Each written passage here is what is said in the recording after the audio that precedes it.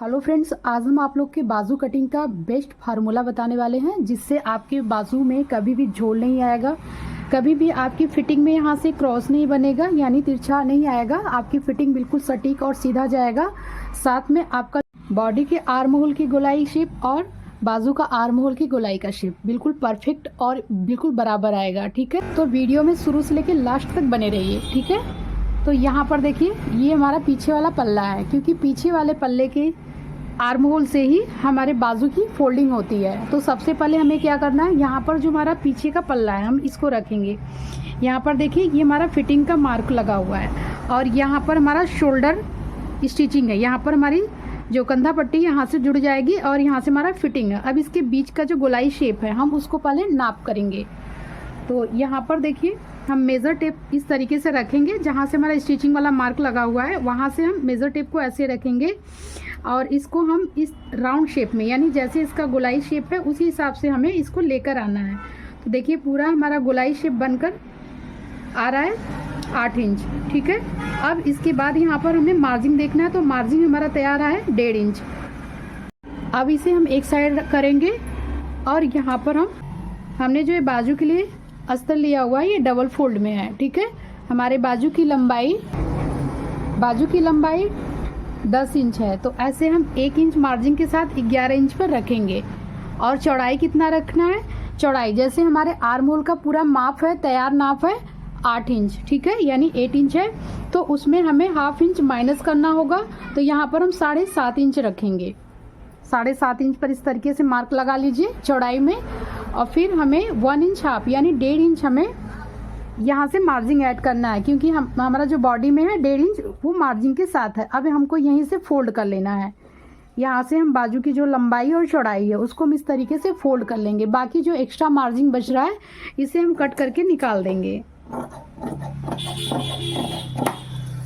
तो देखिए फ्रेंड्स, हमने आर्म होल के हिसाब से अपने बाजू की फोल्डिंग कर रखा है। ये 4 फोल्ड में हो गया और ये हमारे बाजू की लंबाई है और ये हमारी चौड़ाई है। 10 इंच स्लीव रेडी आएगा। ये हमें एक साइड से मोरी रखना और दूसरे साइड से हमें आर्म होल का शेप लगाना है। ठीक है, तो सबसे पहले हम मोरी वाले पार्ट को रखते हैं। यहाँ से हम स्केल लेंगे, स्केल की सहायता से पहले सीधी लाइन ड्रॉ करेंगे। सीधी लाइन ड्रॉ करने के बाद यहाँ पर मोरी का माप करेंगे। तो मोरी हमारा तैयार नाप है 12 इंच। ठीक है, 12 का आधा होगा 6 इंच। उसके बाद यहाँ से हम रखेंगे 3 इंच और इसी तरीके से ऊपर भी हम 3 इंच पर मार्क करेंगे और इसे आपस में इस इंची टेप से एक दूसरे में हम मिला लेंगे। ठीक है, अब ये हमारा हो गया आर्म होल का चौड़ाई। अब इसी पर हमारे जो बॉडी का आर्म होल की जो लंबाई है उसका हम मेज़र करेंगे। तो यहाँ से हमें 7.5 इंच पर मार्क करना है। यहाँ पर हम 7.5 इंच पर मार्क करेंगे और उसके बाद जितना हमारा मार्जिन है बॉडी में वहाँ पर देखिए 1.5 इंच यहाँ पर मार्जिन हमें मिल गया। ठीक है, अब हमें क्या करना है, अब देखिए यहाँ एक मेज़र हमें और करना है, वो करना है यहाँ से। ठीक है, यहाँ से जो आर्म होल वाला साइड है वहाँ से हमें 6 इंच पर इस तरीके से एक और मार्क करेंगे।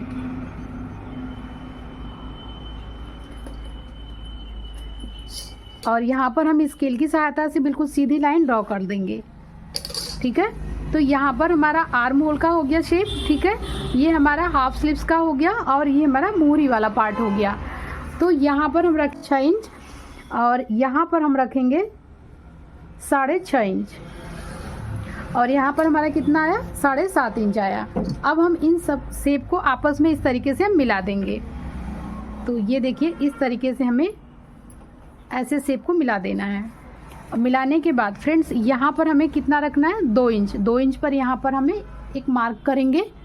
ठीक है, अब इस मार्क से हम जो फिटिंग वाला मार्क हमारा लगा हुआ है यहाँ से उस मार्क पर इस तरीके से एक शेप लगाएंगे। ठीक है, तिरछी लाइन ड्रॉ करेंगे और इसे हम अंदर की साइड से ½ इंच और ½ इंच बाहर की साइड से इसका शेप लगा देंगे गोलाई में। अब जितना हमारा यहाँ से बचा हुआ है यानी 1.5 इंच हमारा यहाँ बचा हुआ है मार्जिन, और जितना हमें मोहरी में मार्जिन रखनी है सामने से आप 1.25 इंच 1 इंच जितना भी रख लीजिए। यहाँ पर हम 1.25 इंच रख रहे हैं। जिस डायरेक्शन में हमने ऊपर वाले का शेप लगाया है फिटिंग का, उसी डायरेक्शन में हमें उसी तरीके से राउंड में देते हुए मार्जिन का भी शेप लगा देना है। तो देखिए फ्रेंड्स, ये हमारे ब्लाउज़ के बाजू का परफेक्ट कटिंग है। और इस फार्मूले से अगर आप अपने बाजू की कटिंग कर रहे हो तो कभी भी आपके बाजू में कहीं भी झोल नहीं आएगा, कहीं भी रिंकल्स नहीं पड़ेगा। आपके बॉडी का आर्म होल और बाजू का आर्म होल दोनों ही बराबर आएगा। बट इसको कटिंग करने से पहले पीछे वाले पल्ले को हम लेंगे और उसके आर्म होल से इसके आर्म होल को हम एक बार चेक करेंगे। तो यहाँ पर हमने पीछे वाले पल्ले का आर्म होल ले रखा है और ये हमारे बाजू का आर्म होल है। तो यहाँ पर देखिए, ये ध्यान से देखिएगा, यहाँ तक हमारा शोल्डर पट्टी ज्वाइंट हो जाएगा। तो इसे हमें कहाँ से रखना है, यहाँ से, ठीक है। यहाँ से ऐसे रखते हुए जैसे इसका शेप है उसी डायरेक्शन में हमें बॉडी का आर्म होल इस तरीके से रखना है, ठीक है। ऐसे रखते हुए लेकर आना है। तो देखिए यहाँ पर हमें परफेक्ट इसका जो है फिटिंग का मार्क है हमारा एक दूसरे में आपस में आके मिल गया यहाँ पर, ठीक है। अब देखिए यहाँ से हम इसको घुमाकर भी दिखा दे रहे हैं। ये देखिए, ये इसकी फिटिंग वाला मार्क है। तो देखिए इसका फिटिंग बिल्कुल बराबर है, यहाँ पर कॉर्नर भी नहीं बनेगा, यहाँ पर कोई रिंकल्स भी नहीं आएगा। अगर इस फार्मूले से आप अपने बाजू की कटिंग करते हो फ्रेंड्स तो बहुत ही अच्छे से, बहुत फिनिशिंग के साथ आपका बाजू कटिंग भी होगा और आपका फिटिंग भी आएगा।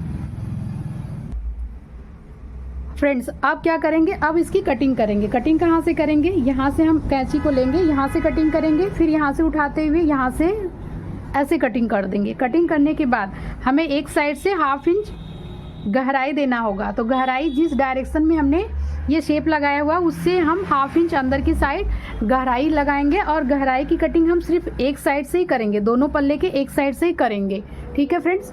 तो वीडियो पसंद आए तो लाइक कीजिए, शेयर कीजिए। चैनल पर नए हैं तो प्लीज़ हमारे चैनल को सब्सक्राइब कीजिए। मिलते हैं नेक्स्ट वीडियो में, तब तक के लिए धन्यवाद।